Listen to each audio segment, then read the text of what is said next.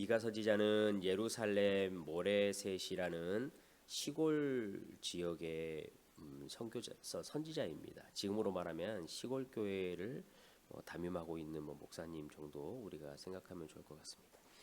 이사야 선지자와 동시대를 살았고 우리가 주일날 말씀드렸던 요시야 왕의 중조부 고조부의 시대입니다. 이 시대가 그때 당시에도 예루살렘은 극심한 부패에 있었고 오늘 본문의 앞쪽에 이제 나와 있는 내용이 1절부터 5절까지가 무슨 내용이냐면 하나님이 이 예루살렘에 있는 백성들에게 물어보시는 거예요.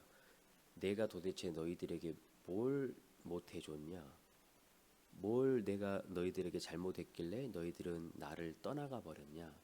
나는 너희를 출애굽시키고 지금까지 인도해 왔는데 도대체 내가 너희들에게 뭘 잘못했니? 라고 질문하시는 게 오늘 앞에 본문 내용이에요.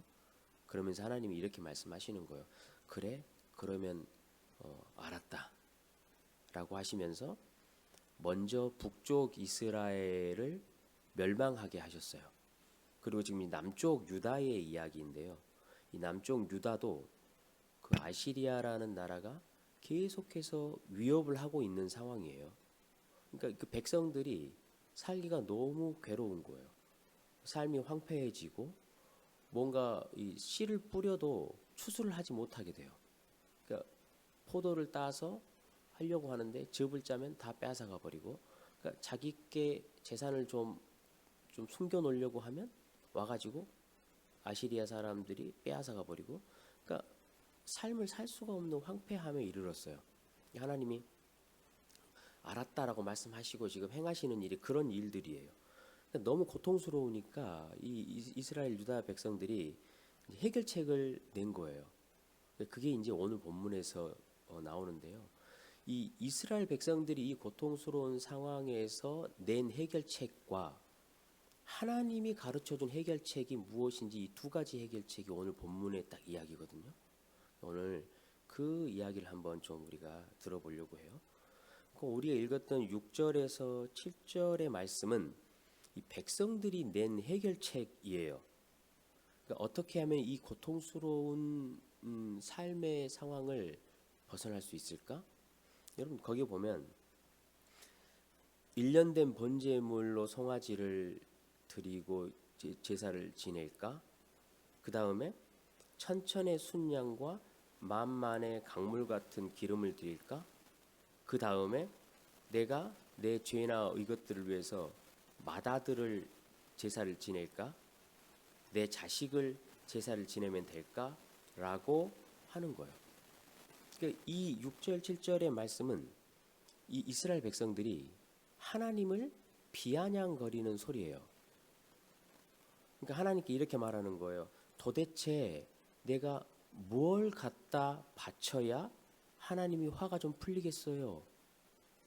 도대체 뭘 내가 드려야 내 삶이 좀 하나님 앞에 편해질까요? 라고 비아냥거리면서 하는데요. 세 가지를 했잖아요. 근데 이야기를 보면 점점 자극적으로 변해요. 처음에는 순양 한 마리, 송아지 한 마리를 드렸는데 자신들의 삶이 편해지지 않는 거죠. 그러니까 천천의 만만의 제사를 지냈어요. 그래도 자신들의 생활이 펴지지 않는 거예요. 고통이 없어지지 않는 거죠. 그러니까 마지막에는 이방 우상들이 했던 것처럼 자기 자식을 드리면 하나님이 우리 화를 푸시고 우리를 좀 삶에서 편안하게 해주실까? 도대체 그 하나님이라는 분은 뭘 받아야 우리를 좀 편하게 해줄까라고 하나님께 비아냥거리는 거예요. 우리 이 시대 우리 성도들이 신앙생활 할 때도 여러분 비슷한 생각을 할 때가 있어요. 신앙의 삶과 일상의 삶이 어려울 때가 있잖아요. 그럼 하나님 앞에 내가 예배를 더 잘 드리면, 기도를 더 드리면, 헌금을 더 많이 하고 교회 봉사를 더 많이 하면 내 삶이 좀 풀어질까? 여유가 있어질까? 우리는 그렇게 생각할 때가 많아요. 내가 그러면 이것도 부족하면 내가 교회 가서 살면 될까? 아니면 뭐 목사님에게 잘 보이면 될까? 그것마저도 안 되면 야, 내 자식들까지도 좀 닥달을 해가지고 교회에 헌신하게 해야 될까? 야, 너도 중고등부도 가고 해가지고 거기서 찬양팀도 좀 하고 전도도 하고 뭣도 하고 좀 그렇게 해야 되는 거 아니냐? 그래야 하나님이 우리를 좀 봐주시는 거 아니냐? 마치 이단과 사이비들이 하는 패턴이죠. 점점 더 자극적으로 일을 만들어 섬기고 일하면 하나님이 우리를 좀 봐주시고 풀어주실까? 그러니까 이스라엘 백성들이 내놓은 해결책은 우상 숭배랑 똑같은 거예요. 하나님을 자극하고 하나님과 거래하면 되겠다라는 생각이었던 거죠. 진짜 문제가 무엇인지를 모르고 있었던 거예요. 그래서 8절에 하나님이 바른 해결책을 주셔요. 그 보면 8절 한번 같이 읽어보겠습니다. 읽습니다. 시작.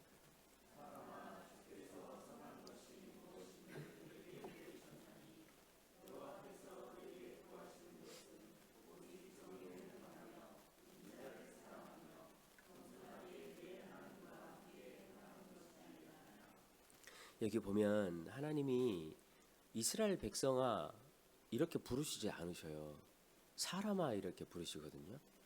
그리고 선한 것이 무엇인지를 보여주셨다 이렇게 말하는데 이 부분을 정확히 이렇게 말씀하시는 거예요. 아담아, 내가 보기에 참 좋다. 이게 무엇인지 가르쳐 주신 거예요. 태초에 하나님이 창조를 하시고 아담을 창조하시고 만들어 놓고 보시기 참 좋았다고 이렇게 이야기하시잖아요. 그 하나님의 마음이 무엇인지 지금 말씀하시고 싶은 거예요. 그래서 사람아 부른 것은 아담아 라고 정확히 부르신 거예요. 그래서 우리 인생들이 창조되었을 때 하나님이 야, 참 보기 좋다 라고 했을 때에 그 삶이 어떤 것이었는지 그것을 해결책으로 지금 주시는 거예요. 첫 번째가 정의를 행하며 라고 이야기를 해요.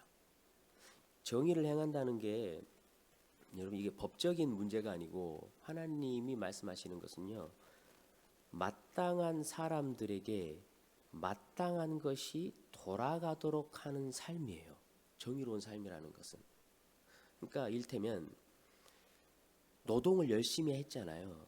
그럼 그런 사람들에게 바른 임금이 돌아가야 되는 거예요. 이게 정의롭다고 하나님 말씀하시는 거예요. 약한 지체가 있잖아요. 그러면 그 약한 사람은 그 약함에 맞는 도움을 받는 게 정의로운 삶이에요. 정의로운 시대예요. 고통과 아픔이 있고 괴로움이 있는 사람들에게는 마땅한 위로를 주는 것이 정의로운 삶이고, 죄가 있는 사람은 그에 합당한 벌을 받는 것이 정의로운 삶이에요. 우리 하나님이 우리 인생들을 창조하시면서 보기 좋았다라고 말하는 것이 바로 이 정의로운 거예요. 마땅한 사람에게 마땅한 일이 돌아가는 것. 우리 하루의 삶이 그러한 삶이어야 한다라는 것을 말씀하시는 거죠. 인자를 사랑하는 것도 여러분 우리가 다 알 수 있는 이야기예요. 헤세드라는 표현이거든요. 인자를 사랑한다라는 게 헤세드를 사랑하는 거예요. 그러니까 이 헤세드는 하나님이 변함없이 보여주시는 사랑이잖아요. 그러니까 하나님이 변함없이 보여주시는 그 사랑을 우리가 사랑하는 삶을 살아라고 말씀하시는 거예요.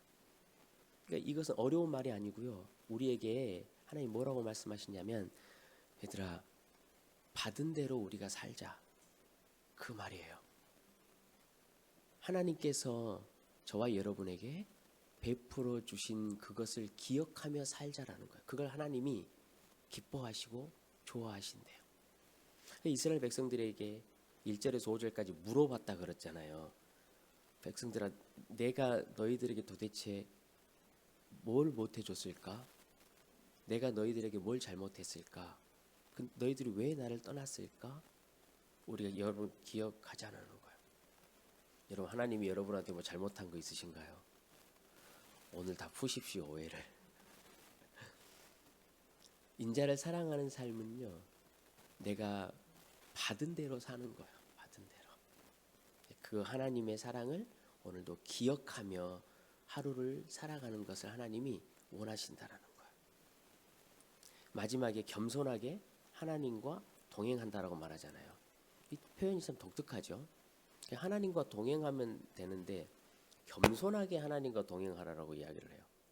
그러니까 앞에다 겸손하게라는 붙인 것은 이게 뭐냐면, 겸손이라는 단어가 성경에 기록될 때는요, 우리가 일상적으로 생각할 때 겸손하면 아이고 못해요, 아이고 저는 못해요, 이렇게 아이고 집사님 뭐 목사님 이것 좀 섬겨주시죠, 아이고 저는 못해요, 이런 게 겸손이 아니고요. 물론 그것도 겸손함인데 그런 게 겸손이 아니고 내 위치를 잘 아는 게 성경에서 말하는 겸손이에요. 전능하신 하나님 앞에 서 있는 피조물이라는 사실 아는 게 겸손한 거예요, 여러분.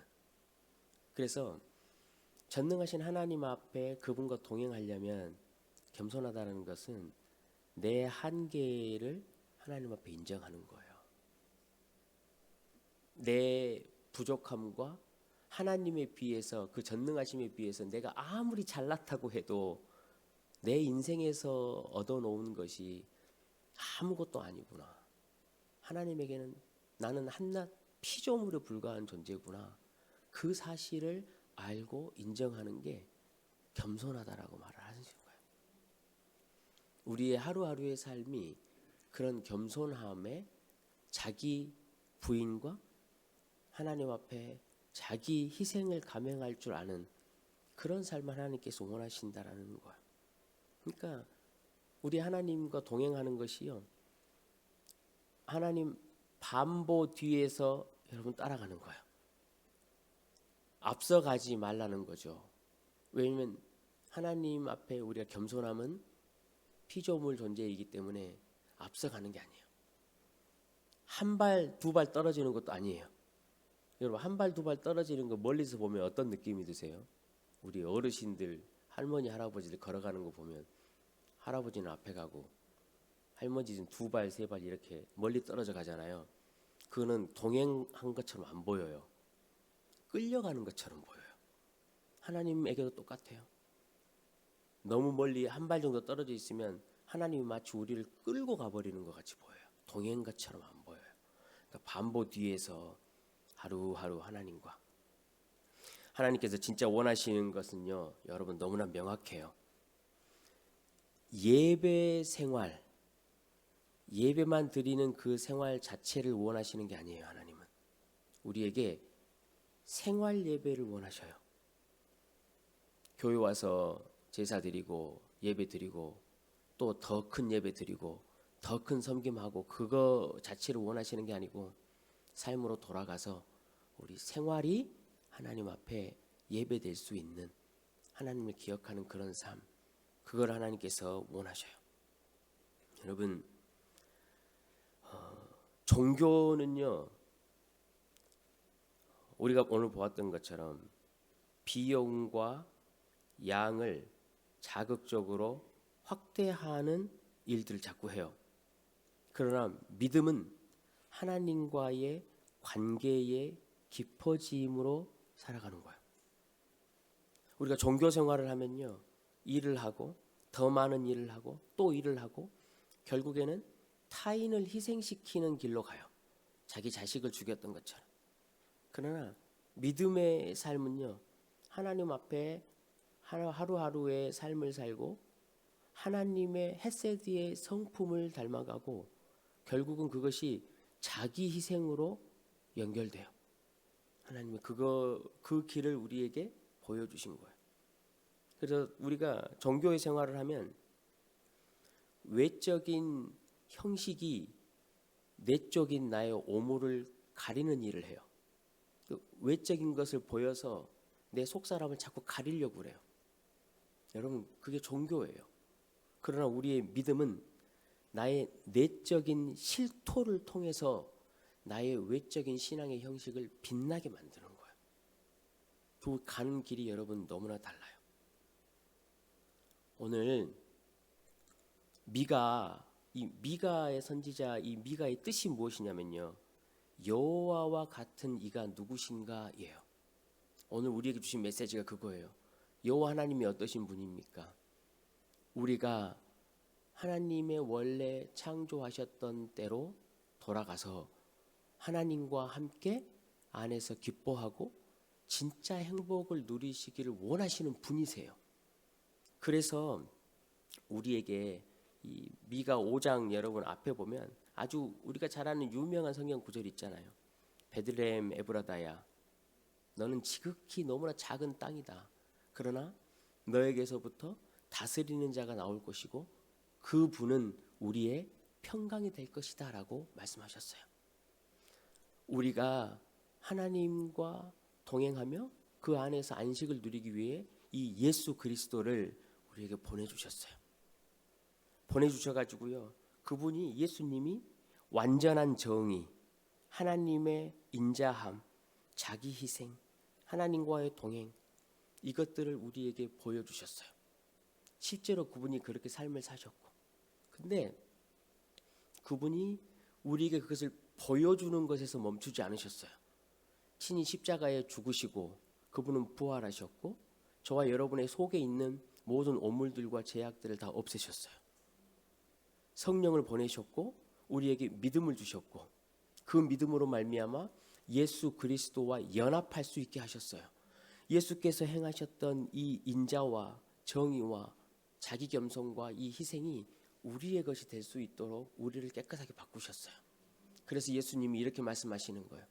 나의 사랑, 나의 어여쁜 자들아 일어나 나와 함께 가자. 그분은 우리에게 나를 그냥 단순히 따라와 이렇게만 말씀하시는 분이 아니에요. 우리에게 함께 가자 라고 말씀하시면서 우리가 따라갈 수 있는 힘을 주신 분이에요. 내 힘으로 가는 것이 아니고 예수님께서 주신 그 힘으로 나와 함께 가자라고 오늘도 우리에게 말씀하세요. 사랑하는 성도 여러분, 예수님을 따라가며 오늘도 하나님 안에 안식을 맛보시는 하루 되시기를 주님의 이름으로 간절히 축원합니다. 믿음의 한 걸음, 여러분 딱 한 걸음이면 됩니다. 직장에서, 가정에서 종교인이 아니고 믿음의 한 걸음을 내디딜 수 있는 하루 되시기를 주님의 이름으로 간절히 축원합니다. 성령 하나님께서 오늘도 저와 여러분을 반드시 인도하십니다. 그리고 우리가 한 걸음을 내디딜 때 우리 하나님의 은혜가 나를 쫓아오고 있다라는 사실을 여러분 반드시 경험하게 되실 것입니다. 그런 승리의 하루 되시길 축원합니다.